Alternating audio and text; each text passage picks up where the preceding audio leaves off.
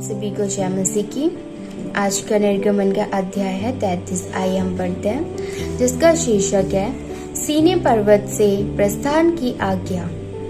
फिर यहोवा ने मूसा से कहा, तू उन लोगों को जिन्हें मिस्र देश से छुड़ा लाया है संग लेकर उस देश को जा, जिसके विषय मैंने अब्राहम, इसहाक और याकूब से शपथ खाकर कहा था कि मैं उसे तुम्हारे वंश को दूंगा। और मैं तेरे आगे आगे एक दूत को भेजूंगा और कनानी, एमोरी, हित्ती, परिज्जी, हिब्बी और यबूसी लोगों को बरबस निकाल दूंगा। तुम लोग उस देश को जाओ जिसमें दूध और मधु की धारा बहती है, परंतु तुम हठीले हो, इस कारण मैं तुम्हारे बीच में हो के ना चलूंगा। ऐसा न हो कि मैं मार्ग में तुम्हारा अंत कर डालूं। यह बुरा समाचार सुनकर वे लोग विलाप करने लगे और कोई अपने गहने पहने हुए ना रहा, क्योंकि यहोवा ने मूसा से कह दिया था, इस्राएलियों को मेरा यह वचन सुना, तुम लोग तो हठीले हो। यदि मैं पल भर के लिए तुम्हारे बीच होकर चलूं तो तुम्हारा अंत कर डालूंगा। इसलिए अब अपने अपने गहने अपने अंगों से उतार दो कि मैं जानूं कि तुम्हारे साथ क्या करना चाहिए। इसलिए इस्राएली होरेब पर्वत से लेकर आगे को अपने गहने उतारे रहे। मूसा तंबू को छावनी से बाहर वरन दूर खड़ा कराया करता था और उसको मिलाप वाला तंबू कहता था। और जो कोई यहोवा को ढूंढता वह उस मिलाप वाले तंबू के पास जो छावनी के बाहर था निकल जाता था। जब जब मूसा तंबू के पास जाता तब तब सब लोग उठकर अपने अपने डेरे के द्वार पर खड़े हो जाते, और जब तक मूसा उस तंबू में प्रवेश न करता था तब तक उसकी ओर ताकते रहते थे। जब मूसा उस तंबू में प्रवेश करता था तब बादल का खंबा उतर के तंबू के द्वार पर ठहर जाता था और यहोवा मूसा से बातें करने लगता था। और सब लोग जब बादल के खंबे को तंबू के द्वार पर ठहरा देखते थे तब उठकर अपने अपने डेरे के द्वार पर से दंडवत करते थे।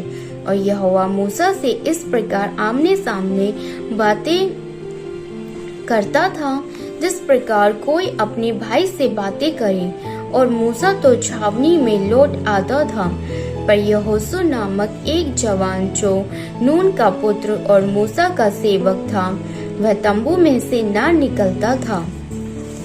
मूसा ने यहोवा से कहा, सुन, तू मुझसे कहता है इन लोगों को ले चल, परंतु यह नहीं बताया कि तू मेरे संग किसको भेजेगा। तो भी तूने कहा है, तेरा नाम मेरे चित्त में बसा है और तुझ पर मेरे अनुग्रह की दृष्टि है। और अब यदि मुझ पर तेरे अनुग्रह की दृष्टि हो तो मुझे अपनी गति समझा दे, जिससे जब मैं तेरा ज्ञान पाऊं तब तेरे अनुग्रह की दृष्टि मुझ पर बनी रहे। फिर यह भी ध्यान रख कि यह जाति तेरी प्रजा है। यहोवा ने कहा, मैं आप तेरे साथ चलूंगा और तुझे विश्राम दूंगा। उसने उससे कहा, यदि तू आप न चले तो हमें यहाँ से आगे न ले जा। यह कैसे जाना जाए कि तेरे अनुग्रह की दृष्टि मुझ पर और अपनी प्रजा पर है? क्या इससे नहीं कि तू हमारे संग संग चले, जिससे मैं और तेरी प्रजा के लोग पृथ्वी भर के सब लोगों से अलग ठहरे। यहोवा ने मूसा से कहा, मैं यह काम भी जिसकी चर्चा तूने की है करूँगा, क्योंकि मेरे अनुग्रह की दृष्टि तुझ पर है और तेरा नाम मेरे चित्त में बसा है। मूसा ने कहा, मुझे अपना तेज दिखा दे। उसने कहा, मैं तेरे सम्मुख होकर चलते हुए तुझे अपनी सारी भलाई दिखाऊंगा और तेरे सम्मुख यहोवा का प्रचार करूंगा।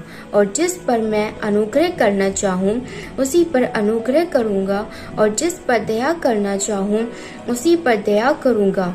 फिर उसने कहा, तू मेरे मुख का दर्शन नहीं कर सकता, क्योंकि मनुष्य मेरे मुख का दर्शन करके जीवित नहीं रह सकता। फिर यहोवा ने कहा, सुन, मेरे पास एक स्थान है, यहाँ तू उस चट्टान पर खड़ा हो और जब तक मेरा तेज तेरे सामने हो के चलता रहे तब तक मैं तुझे चट्टान की दरार में रखूंगा, और जब तक मैं तेरे सामने से होकर ना निकल जाऊं तब तक अपने हाथ से तुझे ढांपे रहूंगा।